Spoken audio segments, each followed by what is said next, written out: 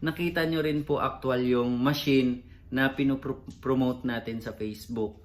Hindi lang po tayo, sabi kasi ng iba, ahente daw ako. Dahil ahente,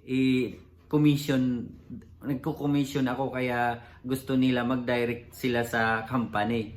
So again, sasabihin ko po sa inyo, I'm not an agent. Alright? Hindi ako ahente. I am Sales and Marketing Supervisor of Shinong Philippines or BSC Agricultural Machineries.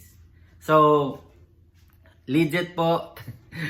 Legit po tayo kaya wala po kayong pag-isipan ng masama dito sa kasi gusto nila actually naintindihan ko po dahil sa panahon ngayon marami ng scammer. Kaya mag-ingat po tayo sa mga scammer. At mag-ingat rin po kayo kung sino po yung kausap ninyo, kung legit ba or